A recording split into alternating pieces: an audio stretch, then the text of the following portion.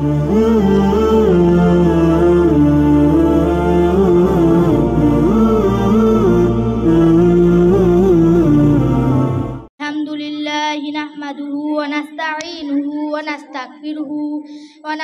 بالله من شرور أنفسنا ومن سيئات أعمالنا من يهده الله فلا مضل له ومن يضلل فلا هادي له وأشهد أن لا إله إلا الله وحده لا شريك له وأشهد أن محمدا عبده ورسوله أما بعد أعوذ بالله من الشيطان الرجيم بسم الله الرحمن الرحيم وإنك لعلى خلق عظيم। সমস্ত প্রশংসা সেই মহান রব্বুল আলামিনের জন্য যিনি আমাদেরকে সর্বশ্রেষ্ঠ করে সৃষ্টি করেছেন এবং দরুদ ও সালাম বর্ষিত হোক প্রিয় নবী হযরত মুহাম্মদ সাল্লাল্লাহু আলাইহি ওয়াসাল্লামের উপর। এজন্য আমরা সকলেই বলি আল্লাহুম্মা সাল্লি আলাই আল্লাহুম্মা বারিক আলাই। আজ আমার বক্তব্যের বিষয় হলো রাসূলুল্লাহ সাল্লাল্লাহু আলাইহি ওয়াসাল্লামের চরিত্র আমাদের জন্য আদর্শ। মহান আল্লাহ তাআলা রাসূলুল্লাহ সাল্লাল্লাহু আলাইহি ওয়াসাল্লামের চরিত্রের সরাসরি প্রশংসা করেছেন, যা আমাদের জন্য নির্দেশক। এটি প্রমাণ করে যে তার চরিত্র ছিল মানব জাতির জন্য অনুসরণীয়। রাসূলুল্লাহ সাল্লাল্লাহু আলাইহি ওয়াসাল্লামের চরিত্রের মুখ্য গুণাবলী: ১. রাসূলুল্লাহ সাল্লাল্লাহু আলাইহি ওয়াসাল্লাম ছিলেন সততা ও সত্যবাদিতার অধিকারী। রাসূলুল্লাহ সাল্লাল্লাহু আলাইহি ওয়াসাল্লাম তার সততার জন্য কুরাইশদের মধ্যে পরিচিত ছিলেন। তাকে আলামিন বলা হতো, অর্থাৎ বিশ্বাসযোগ্য। তিনি জীবনের প্রতিটি ক্ষেত্রে সর্বদা সত্য কথা বলেছেন, কিন্তু কোনো অবস্থাতেই মিথ্যা কথা বলেননি। এমনকি তার শত্রুরাও তার সততা সম্পর্কে সাক্ষ্য দিয়েছে। ২. রাসূলুল্লাহ সাল্লাল্লাহু আলাইহি ওয়াসাল্লাম ছিলেন নম্র ও বিনয়ের অধিকারী। রাসূলুল্লাহ সাল্লাল্লাহু আলাইহি ওয়াসাল্লাম ছিলেন বিনয়ী। তিনি কখনো অহংকার করতেন না। সাহাবীগণ বর্ণনা করেছেন যে তিনি একজন সাধারণ মানুষের মতন জীবনযাপন করতেন এবং নিজেকে তিনি কখনো উচ্চতার ভাবতেন না। ৩. রাসূলুল্লাহ সাল্লাল্লাহু আলাইহি ওয়াসাল্লাম ছিলেন দয়া ও ক্ষমাশীলতার অধিকারী।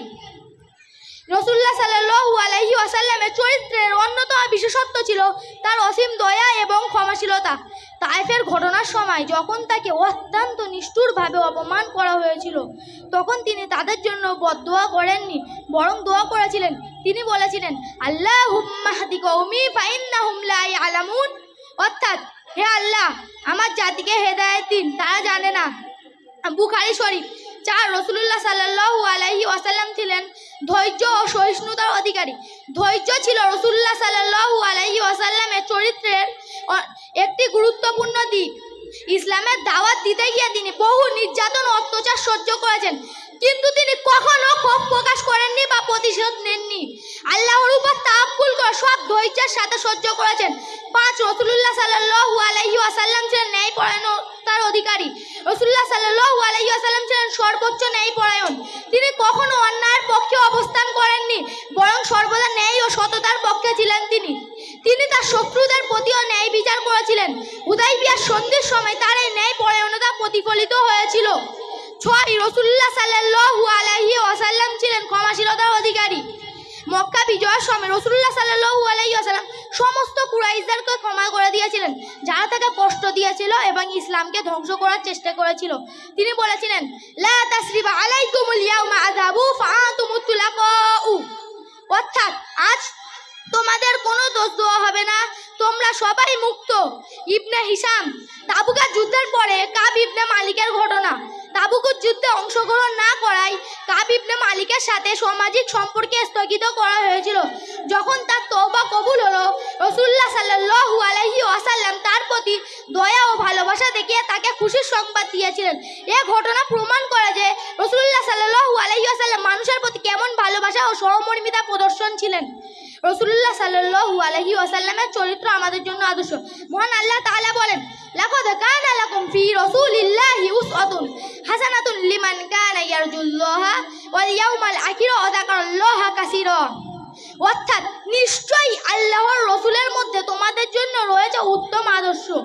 সূরা আহজাব আয়াত নম্বর 21 আমরা যদি রাসূলুল্লাহ সাল্লাল্লাহু আলাইহি ওয়াসাল্লামের চরিত্রকে নিজেদের জীবনে বাস্তবায়ন করি তাহলে আমাদের ব্যক্তিগত, সামাজিক ও পারিবারিক জীবনে সফলতা আসবেই। তার আদর্শের মাধ্যমে আমরা পারস্পরিক ভালোবাসা, শান্তি ও সৌহার্দ্য প্রতিষ্ঠা করতে পারবো ইনশাআল্লাহ। পরিশেষে আল্লাহর কাছে দোয়া করি আল্লাহ তাআলা আমাদেরকে রাসূলুল্লাহ সাল্লাল্লাহু আলাইহি ওয়াসাল্লামের উত্তম চরিত্র অনুসরণ করার তৌফিক দিন এবং তার আদর্শে আমাদের জীবন পরিচালিত করার তৌফিক দিন। আমিন। আসসালামু আলাইকুম ওয়া রাহমাতুল্লাহ।